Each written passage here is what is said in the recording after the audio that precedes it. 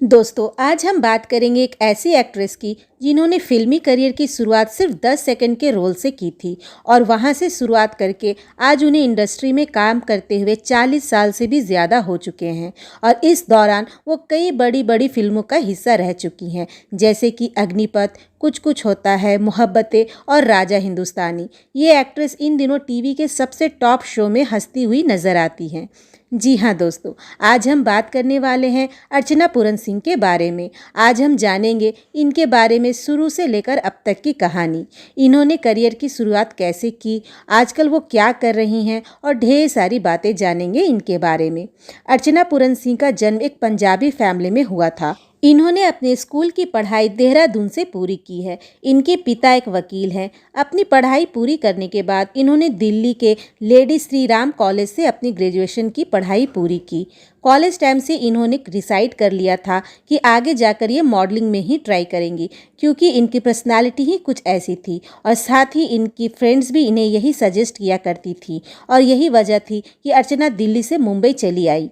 साल 1982 की बात है, एक फिल्म आई थी निकाह। इस फिल्म का गाना था सुना रहा है ये शमा। इस गाने में अर्चना पूरन सिंह 10 सेकंड के लिए नजर आई हैं। वो एक शॉप में एक सेल्स गर्ल का काम करती हैं। अपनी मॉडलिंग की शुरुआती समय में अर्चना पूरन सिंह कई प्रिंट सेट्स की हिस्सा रही हैं। इसी दौरान इन्होंने एक बैंडेड का ऐड किया था जो काफ़ी पॉपुलर हुआ था। इस ऐड को बना रहे थे जलाल आगा और इस ऐड में इन्होंने जब अर्चना पूरन सिंह को काम करते हुए देखा, तभी से ये फैसला कर लिया था कि आगे उनके पास कोई भी अच्छा प्रोजेक्ट आएगा तो उसमें अर्चना पूरन सिंह को ही कास्ट करेंगे। इस तरह से अर्चना पूरन सिंह की कास्टिंग हुई मिस्टर या मिसेस टीवी सीरियल में। लेकिन इस टीवी सीरियल की प्लानिंग बनते बनते इतना ज़्यादा टाइम लग गया कि तब तक अर्चना पूरन सिंह ऑलरेडी फिल्मों में काम कर चुकी थी। जी हाँ, वो बॉलीवुड में एंट्री मारने से पहले आदित्य पंचोली के साथ शॉर्ट फिल्म कर चुकी थी। ये फिल्म एक बोल्ड फिल्म थी और इसका नाम था अभिषेक और जलाल आगा के थ्रू ही अर्चना पूरन सिंह की मुलाकात हुई थी पंकज परासर से। उस दौरान पंकज जी एक फिल्म बना रहे थे। इस फिल्म में लीड हीरो तो नसरुद्दीन शाह फाइनलाइज हो चुके थे और इस फिल्म की लीड एक्ट्रेस के लिए डिम्पल कबाड़िया थी, लेकिन डिम्पल कबाड़िया ने एंड में इस फिल्म को करने से मना कर दिया। तब पंकज परासर ने ये फिल्म अर्चना पूरन सिंह को ऑफर की और फाइनली ये फिल्म अर्चना पूरन सिंह को मिल गई। बॉलीवुड में अपनी पहली फिल्म और ये फिल्म थी जलवा। इस फिल्म में अर्चना पूरन सिंह काफ़ी बोल्ड किरदार करते हुए नजर आई थी। इस फिल्म ने बॉक्स ऑफिस पर अच्छा रिजल्ट दिखाया था, लेकिन अर्चना जी को वो प्रसिद्धि नहीं मिल पाई थी जिसकी उन्हें तलाश थी, यानी कि वो बॉलीवुड में अच्छी एक्ट्रेस बनना चाहती थी, लेकिन इस फिल्म ने उनके लिए वो काम नहीं किया था। इस फिल्म के बाद अर्चना पूरन सिंह को ऐसे रोल्स नहीं मिला करते थे जैसी कि वो चाहती थी। उन्हें सिर्फ बी और सी ग्रेड के रोल्स मिला करते थे, तो इन्होंने डिसाइड किया कि वो बोल्ड रोल तो करेंगी लेकिन सिर्फ बड़े बैनर्स के लिए ही करेंगी। तो इस तरह अर्चना पूरन सिंह को बॉलीवुड के फिल्मों में बड़े स्टार के साथ छोटे मोटे ही सही लेकिन सपोर्टिंग रोल्स मिल रहे थे। इसी दौरान ये अपनी एक फ्रेंड के घर पर पार्टी में गई थी। पार्टी में ही उनको पास में रखी एक मैगजीन दिखी और वो उस मैगजीन को पढ़ने लगी। तभी एक लड़का आता है और बिना उनसे पूछे उनके हाथ से वो मैगजीन छीन लेता है। उस मैगजीन को छीनने के बाद उस लड़के को रियलाइज़ होता है कि जिसके हाथ से उसने मैगजीन छीनी है उसके चेहरे का एक्सप्रेशन ऐसा लग रहा है कि जैसे उन्हें बहुत गुस्सा आ गया हो। फिर वापस उस लड़के ने वो मैगजीन अर्चना पूरन सिंह को थमा दी और साथ ही सॉरी बोलता रहा।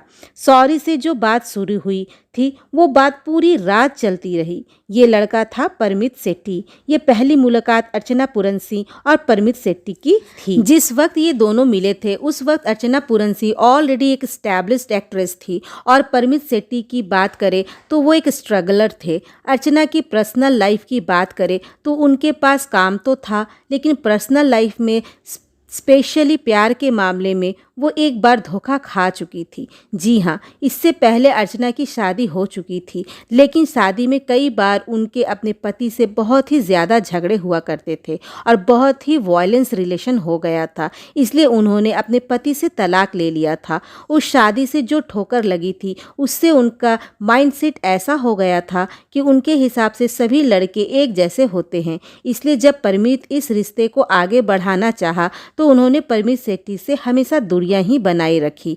लेकिन धीरे धीरे परमित की बातों से ऐसा लगने लगा कि जैसे वाकई में वो अर्चना को बहुत पसंद करते हैं और उनके बिना नहीं रहना चाहते हैं। लेकिन यहाँ पर अर्चना जी ऑलरेडी धोखा खा चुकी थी, इसलिए वो इस बार फंसना नहीं चाहती थी। उन्होंने परमित सेठी को हाँ तो कह दिया, लेकिन उनसे शादी नहीं की। ये दोनों एक साथ लिविंग में चले गए। जिस वक्त अर्चना और परमित लिविंग में रहा करते थे, तब मीडिया ने इनके लिए काफ़ी खबरें छापी, क्योंकि आज के समय में लिविंग एक कॉमन बात हो गया हो। लेकिन उस टाइम के लिए लिविंग एक बहुत ही बोल्ड डिसीजन था।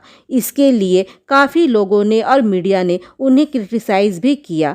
इनके उम्र को भी लेकर काफ़ी बातें हुई। अर्चना पुरंसी परमित सेठी से 7 साल बड़ी थी। दुनिया ने भले ही इस रिश्ते के बारे में कुछ भी कहा हो, लेकिन जब से ये दोनों एक दूसरे के साथ रहना शुरू किए, तब से इन दोनों के लाइफ और करियर में खुशियां ही मिली हैं।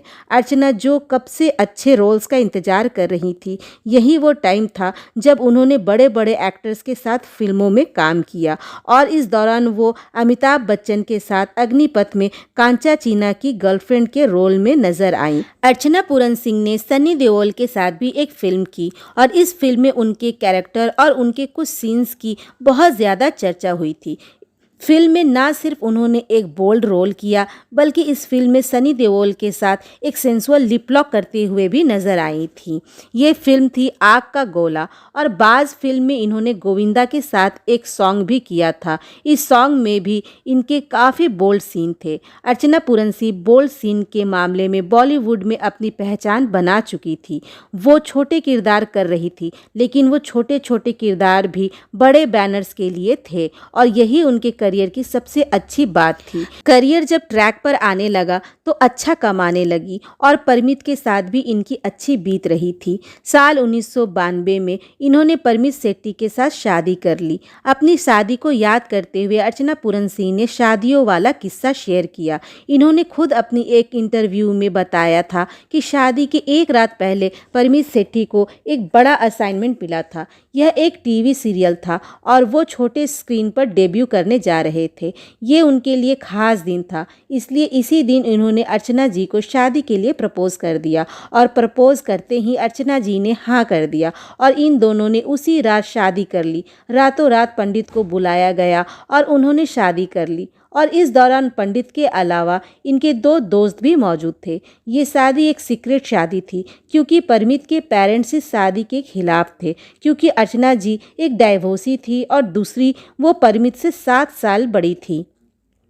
अर्चना पूरन सिंह को रोल्स तो मिल रहे थे, लेकिन वो रोल्स वही थे जो अब तक कर रही थी, लेकिन इन्हें अपनी इमेज चेंज करनी थी। वो इन बोल्ड सीन से कहीं ना कहीं परेशान हो चुकी थी। इसी दौरान 1994 में उनकी एक और फिल्म आई। ये फिल्म थी रात के गुनाह। इस फिल्म में उनके अपोजिट थे शेखर सुमन और इस फिल्म में अर्चना ने रेशमा इंस्पेक्टर का रोल निभाया था। ये फिल्म एक बी ग्रेड फिल्म थी और अपने करियर के इस पॉइंट पर जब अर्चना पुरंसी ने ये फिल्म की तो उसके बाद इन्होंने डिसाइड कर लिया कि अब बहुत हो गया।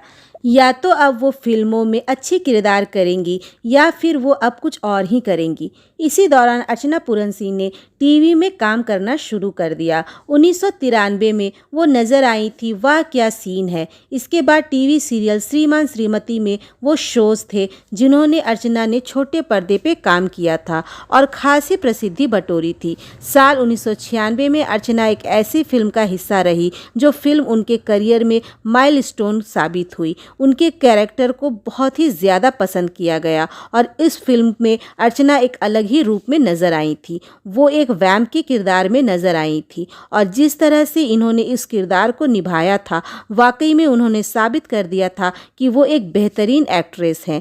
जी हाँ, ये फिल्म थी राजा हिंदुस्तानी। हालांकि अर्चना इस फिल्म के दौरान प्रेग्नेंट थी, लेकिन ऐसा कहीं भी इस फिल्म में लगा ही नहीं। इस फिल्म में इन्होंने करिश्मा की स्टेप मॉम का किरदार निभाया था और वाकई में इस किरदार को देखकर डर लग गया था। 1997 में वो सुनील शेट्टी के साथ फिल्म जज मुजरिम में एक आइटम सॉन्ग में नजर आई, लेकिन ये फिल्म बनने के काफ़ी महीनों के बाद रिलीज हुई थी। ये फिल्म अर्चना ने उन दिनों ही कर ली थी जब वो आइटम नंबर में काम करती थी। अब अगर अर्चना बॉलीवुड में काम चाहती थी तो वो कुछ फिल्में चाहती थी, नहीं तो वो अपने टीवी के काम से खुश थी और उनकी फैमिली तो साथ थी ही। इसी दौरान 1998 में वो हमें एक फिल्म में हॉट एंड सेक्सी टीचर के रूप में नजर आई, मिस ब्रेगेंजा। ये फिल्म थी कुछ कुछ होता है और इस फिल्म में अर्चना जी ने एक बार फिर से अपनी पिछली इमेज को तोड़ा, यानी कि राजा हिंदुस्तानी में एक नेगेटिव इमेज थी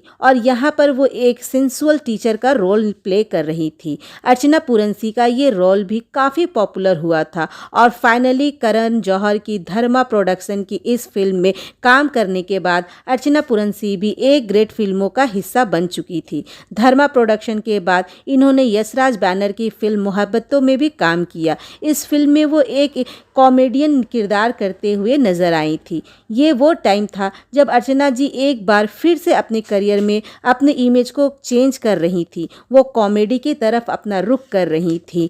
इनकी कॉमेडी सभी को बहुत पसंद आई। फिल्म मस्ती में इनकी कॉमेडी सभी को बहुत पसंद आई। इसके बाद अर्चना जी हमें कॉमेडी किरदारों में ही ज़्यादा नज़र आने लगी।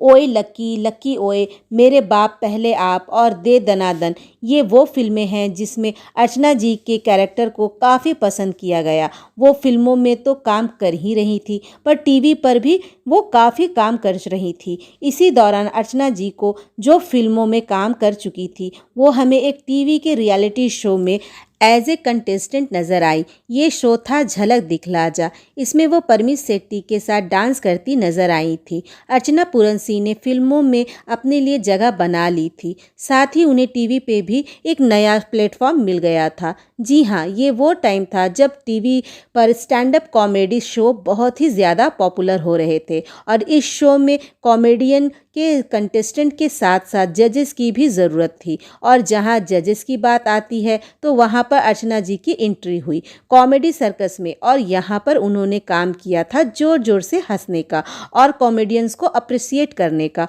और अर्चना जी के लिए इस शो का हिस्सा बनना बहुत ही ज़्यादा लकी रहा। उन दिनों ये शो टीवी पर बहुत ही ज़्यादा पॉपुलर हो रही थी और उसके चलते अर्चना पुरंसी और भी ज़्यादा पॉपुलर हो गई। इसी दौरान वो हमें बोल बच्चन और किक के जैसी फिल्मों में भी नज़र आई और अब अर्चना पुरंसी बॉलीवुड इंडस्ट्री में जो कॉमेडियंस का ग्रुप है उसका एक अहम हिस्सा बन चुकी थी। अर्चना जी अभी कपिल शर्मा के शो जो टीवी पर टॉप टीआरपी पे हमेशा नंबर 1 रहता है, उस शो में एज ए जज काम कर रही हैं। अर्चना पुरंसी खुद मानती हैं कि फिल्मों से ज़्यादा सक्सेस उन्हें टीवी ने दिया है, वरना अगर वो फिल्मों में होती तो शायद अब तक चली गई होती। दोस्तों, अर्चना पुरंसी कभी भी काम में छोटा या बड़ा नहीं देखा, बस काम को काम समझकर किया और शायद यही कारण है कि इंडस्ट्री में इनके टाइम की एक्ट्रेस कब आई और कब चली गई पता ही नहीं चला। लेकिन उनमें से एक अर्चना पुरंसी